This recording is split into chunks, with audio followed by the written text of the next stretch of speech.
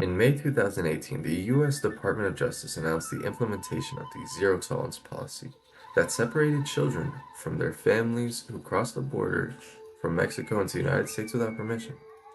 More than 5,000 children were taken from their parents, and 6 years later, many have been unable to reunite with their loved ones. Unfortunately, this is not the first time that the U.S. government has removed children from their relatives by force. During the 19th and 20th century, the United States government used family separation and schools to try to assimilate Native American children in an attempt to erase their culture.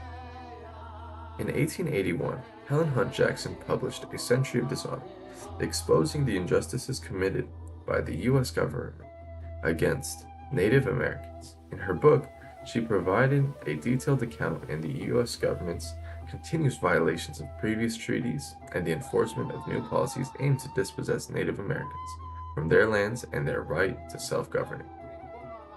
In 1890, the government ended the warfare against Native American tribes. These defeated communities were forced to relocate, being confined to reservations that represented just a small fraction of their original homelands.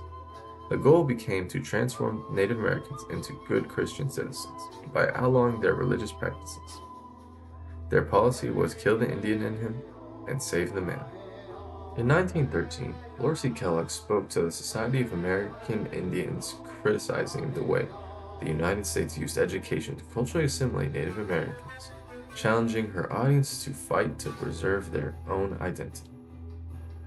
As the government felt that the adult Native American was unable to be changed, it tried to focus on their children instead.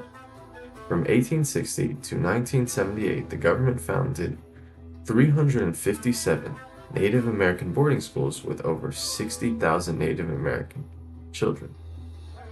Attendance was mandatory and parents who resisted were punished. As soon as children arrived at the schools, their hair was cut and they had to wear uniforms instead of their traditional clothing. They could only speak English, they were given Anglo-American names, and they had to perform manual labor, and they often received corporal punishment. This was part of the United States' overall attempt to eradicate indigenous culture. In 2018, under the zero tolerance policy, the United States government once again forcibly separated children from their parents. This time, the objective was to discourage others from attempting to migrate or seek asylum inside the United States.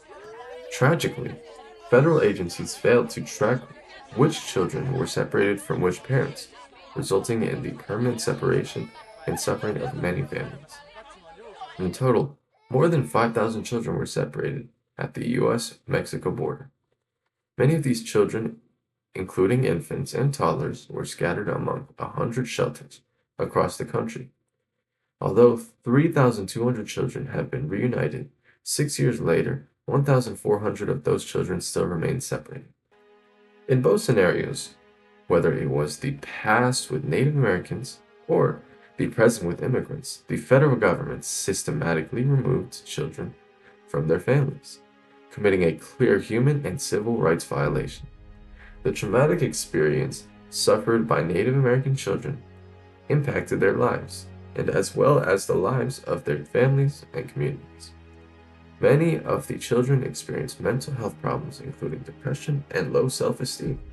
In addition, children lost touch with their communities, resulting in a lack of cultural identity. Unfortunately, those effects were passed on to future generations. As the past repeated itself, what can we expect about the future ramifications of the families affected by the zero tolerance policy? A key lesson learned from the historical assimilation of Native Americans is that breaking down families, trying to weaken minority groups, stripping them of their heritage, and forcing them to blend into a Western lifestyle had long-lasting consequences. It led Native Americans to be a marginalized community, still fighting for their land and their sovereignty. As a nation made up of largely immigrants and their descendants, it is imperative to help those searching for a better future for their children, as well as respecting and promoting diverse cultures.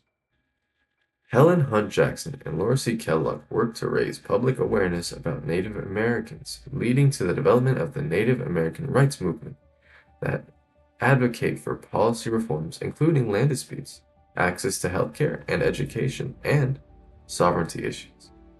As the media showed sobbing children screaming for their parents at the border, people also protested against the zero tolerance policy, which eventually was stopped. In addition, a government's family reunification task force was created to reunite families. History once again will determine the consequences of the actions and policies enacted by the US government.